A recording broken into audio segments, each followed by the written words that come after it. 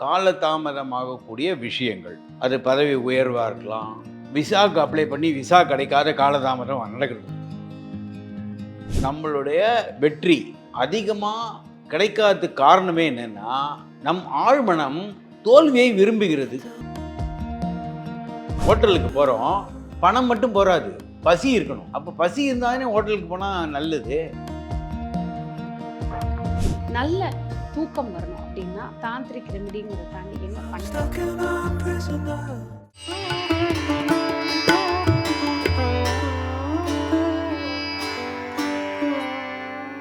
பிரணவ மந்திரம் நேயர்களுக்கு அன்பு வணக்கம்.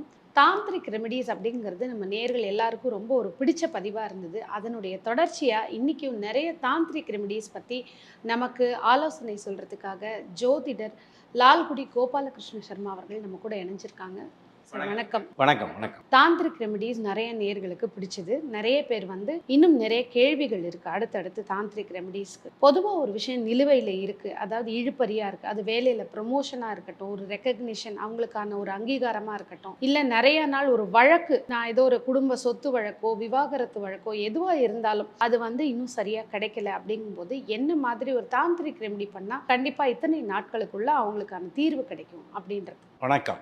லால்குடி சப்தரிஷீஸ்வரர் அருளால் உலக மக்கள் நலம் பெற வேண்டும். பொதுவாகவே திருமண விவாகரத்து மட்டும் இல்லை, இன்றைக்கி பல விஷயங்கள் காலதாமதம் ஆகினே இருக்குது. கோர்ட்டு பாஷையில் சொல்கிறதா நிலுவையிலே இருக்குது. பல வருடங்களாக நிலுவையில் இருக்கக்கூடிய வழக்குகள்லாம் இருக்குது. அது நிலம் சம்பந்தமாக இருக்கலாம், ஏதாவது வேணா இருக்கலாம், அல்லது உங்களுடைய பதவி உயர்வு நிறுத்தி வைக்கப்பட்டிருக்கலாம். இது மாதிரி பலவிதமான காலதாமதங்கள் நடக்கக்கூடிய ஒரு விஷயத்தை தாந்திரிகமாக எப்படி சரி பண்ணலாம் அப்படின்றது தான் இப்போ நம்ம சொல்ல போகிறோம். ஏன்னா உங்களுக்கு காலதாமதம்ன்றது கொடுமையானது. தப்பாக ஒரு ஆபத்து வந்தால் கூட பரவாயில்ல, அந்த நேரத்தோடு அது போயிடும். இந்த ஆபத்து வந்துருமோன்னு பயப்படுறது இருக்கு இல்லையா, ஆங்ஸைட்டி. அந்த ஆங்ஸைட்டி தான் மனிதனை கொடுமைப்படுத்துகிறது. அப்போ அவங்க என்ன பண்ணோன்னா, ஒரு தேரடிக்கு போய் தேர் பூட்டி இருக்கிற கதவுக்கு வெளியில் 2 அகல் விளக்கு ஏற்றி வச்சா கட்டாயமாக அவர்களுடைய பிரச்சனையை அந்த தேர் நகர்வது போல நகர்ந்து விடும். இது எந்த அளவுக்கு நம்புற மாதிரி இருக்கு? ஏன்னா இப்ப எப்படி கண்ணாடியை திருப்பினா ஆட்டோ ஓடுமான்னு கேட்குறேன். இருங்க, அக்குபஞ்சர்னு ஒரு சிகிச்சை இருக்கு. வர்மம்னு ஒரு கலை இருக்கு. நீங்க பாத்தீங்கன்னா ஹிருதயத்துல ஒரு ப்ராப்ளம்னு அவங்க கிட்ட போனா அவங்க காலில் வைத்தியம் பண்ணுவாங்க. காரணம், இந்த நரம்பு மண்டலங்களும் அந்த முக்கியமான புள்ளிகளும் உடம்பு ஃபுல்லாக பரவி இருக்கு. அதுபோல் இதற்கும் அதற்கும் நேரடி தொடர்பு தெரியவில்லை என்றாலும் அதுக்கும் இதுக்கும் தொடர்பு இருக்குது. இப்போ இந்த தேர் பொதுவாக தேர் நிலைக்கு வர்றதுன்றது பெரிய விஷயம். சில இடங்களில் அங்கங்கே ஸ்டக்கப் ஆகி நின்றுடும். அது திருப்பி தேர் முட்டிக்கு வர்றதுக்கு 1 நாள் 2 நாள் 3 நாள் கூட ஆகலாம். அதுபோல் இந்த விஷயம் இன்னும் நிலைக்கு வரவில்லைன்னு தான் அர்த்தம், பெண்டிங்னா.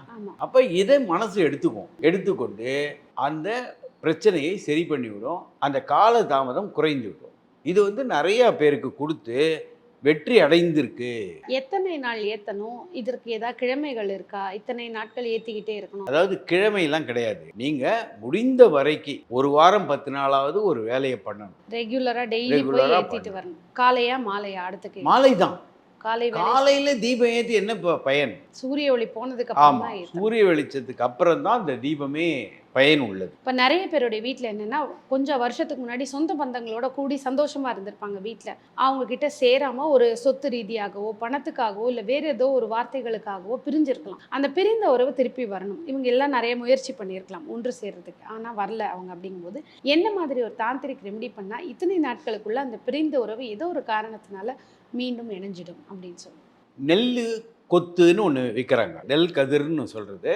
அது ஒரு கூட்டமாக இருக்கும். அந்த மாதிரி உள்ளதை வீட்டின் முற்றத்திலோ பால்கனியிலோ வச்சா குருவிகள் தேடி வர ஆரம்பிக்கும். அந்த குருவிகள் தேடி வர்றது கொஞ்சம் கொஞ்சமாக கூடு கட்ட ஆரம்பிக்கும். அப்போது குருவி எப்பொழுது கூடு கட்டுகிறதோ அந்த நேரத்தில் பார்த்தீங்கன்னா பிரிந்து போன சொந்தங்கள் உங்களை சேர்ந்து விடும். ஏன்னா குருவி எப்பொழுதுமே குடும்பமாக தான் வாழும்.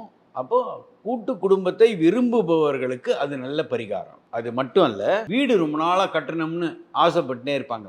அவங்களுக்கும் அதான் பரிகாரம். கட்டின வீடு வாங்கினாலும் சரி, எதுவாக கட்டணும்னு இருந்தாலும் நினைச்சாலும் சரி. ஒரு வீடு வாங்கணும்ன்ற இன்ட்ரெஸ்டே அப்போ தான் வரும். மனம் ஒரு விஷயத்தை உற்சாகமாக அணுகினாதான் அந்த விஷயம் நடக்கும். ஹோட்டலுக்கு போகிறோம், பணம் மட்டும் போகாது, பசி இருக்கணும். அப்போ பசி இருந்தாலே ஹோட்டலுக்கு போனால் நல்லது. அப்போ அதுபோல் உங்கள் மனதில் ஆர்வம் வரணும்னா இந்த பரிகாரம் நல்லது. பொதுவாக வந்து கேரள தேசத்தில் எல்லாருமே சொந்த வீட்டில் தான் இருப்பாங்க. இந்த வாடகை வீடு எல்லாம் மீதி இடத்துல தான். காரணம் என்னென்னா, அவர்களுடைய வீட்டு எல்லா முற்றத்திலையும் இந்த குருவிக்காக இந்த நெல் கதிர் தொங்க விட்டுருப்பாங்க. ரெண்டாவது, தமிழ்நாட்டை விட இன்னும் கூட்டு குடும்பமாக வாழறது கேரளா தான். அதாவது 2-3 தலைமுறை ஆட்கள் கூட ஒரே வீட்டில் தான் இருப்பாங்க. அந்த பாரம்பரியம் இன்னும் கேரள தேசத்தில் இருக்குது, தமிழ்நாட்டில் இல்லை. அவங்க மெயின் காரணம் குருவிகளுக்கு நெல் கதிர் கட்டி இது பண்ணுறதுனால அவருடைய வாழ்க்கை அமைதியாகவும் சந்தோஷமாகவும் மன நிறைவோட போகிறது. இப்போ அடுத்தது நீங்கள் ஹோட்டலுக்கு பசியோடு போகணும்னு சொல்லி அழகாக சொன்னீங்க. நிறைய பேர் வீட்டில் பார்த்தீங்கன்னா, எனக்கு இந்த உணவுங்கிறது ருசியான உணவு கிடைக்கிறது இல்லை.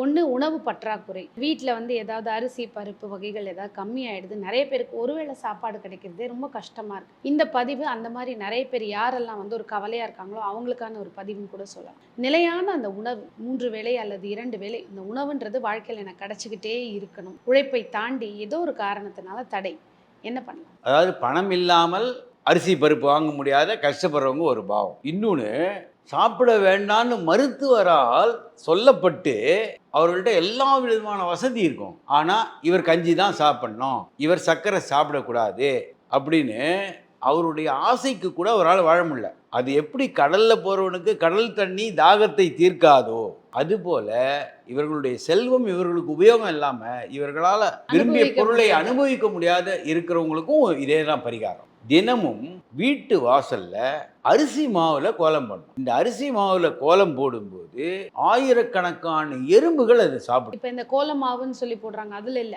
அரிசி மாவுல அரிசி கோலம் போடணும். அங்கதான் நம்ம தப்பு பண்ணோம். இவங்க என்ன பண்றாங்க, முக்குமா இல்லைன்னா சுண்ணாம்பு மாவு இருக்கு, அதுல போட்டா எறும்பு வராது. அந்த மாதிரி கோலத்தை வாசலில் போட்டு எறும்புகள் சாப்பிட்டால் உங்களுக்கு சாப்பாட்டு பிரச்சனையே வராது வாழ்க்கை ஃபுல்லா. அது மட்டும் கிடையாது, இந்த எறும்புகள் சாப்பிட்டுதுன்னா கண் சம்பந்தமான பிரச்சனை வராது. நீங்கள் பார்த்தீங்கன்னா ஒரு 40 வருஷத்துக்கு முன்னாடி கிராமங்களில் போய் பார்த்தீங்கன்னா மூக்கு கண்ணாடி போட்டவங்களே கம்மி.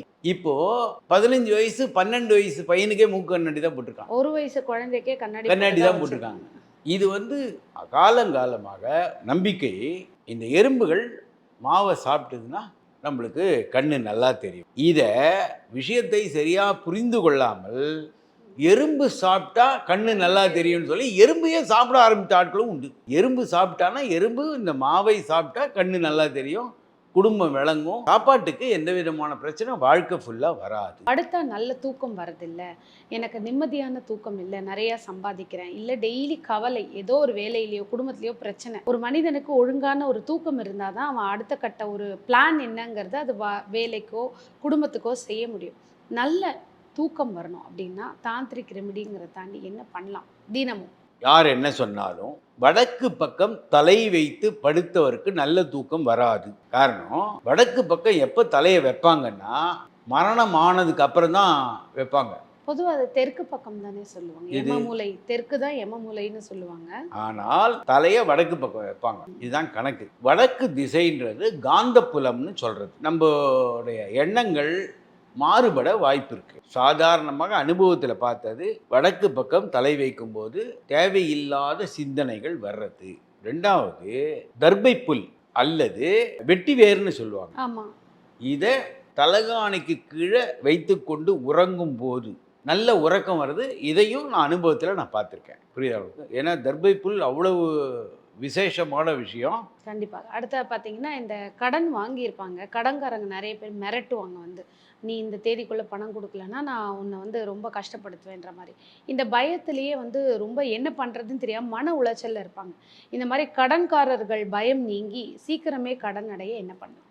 தேய்பிறை அஷ்டமி ஒரு கருப்பு நாய், அதற்கு நீங்கள் சாப்பாடு போட்டு கொண்டு வந்தால் கட்டாயமாக கடன்காரர்களுடைய தொந்தரவுலையும் தப்பிக்கலாம். அன்னைக்கு ஒரு நாள் மட்டும். ஆமாம், ஏன்னா அது வந்து பைரவருடைய வாகனம்னு சொல்லப்படுறது.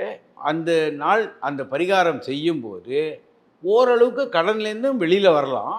கடன் கொடுத்தவர்களுடைய பிரச்சனையும் குறையும். கையில் பணமே தங்குறது இல்லை, என்கிட்ட பர்ஸில் பணமே இருக்கிறது இல்லை, அக்கௌண்ட்லேயும் பேலன்ஸே இல்லை. இந்த படிப்பில் சோர்வான ஆட்களையும் இல்லை பழக்க வழக்கங்கள் சரியில்லாதவங்களுடைய பொதுவாக பார்த்தோம்னா இந்த வட இந்தியர்கள்லாம் கொஞ்சம் செழிப்பாக இருப்பாங்க பண விஷயத்தில். திருடினவனை மட்டும் சட்டம் தண்டிக்காது, திருட்டு பொருளை வாங்கினவனும் அந்த குற்றத்துக்கு. சில செடிகள் தான் வீட்டுக்குள்ளே வைக்கணும். உதாரணத்துக்கு அரளி செடியெல்லாம் வீட்டுக்குள்ளே இருக்கவே கூடாது, சில முருங்கை செடிகள் இருக்கக்கூடாது.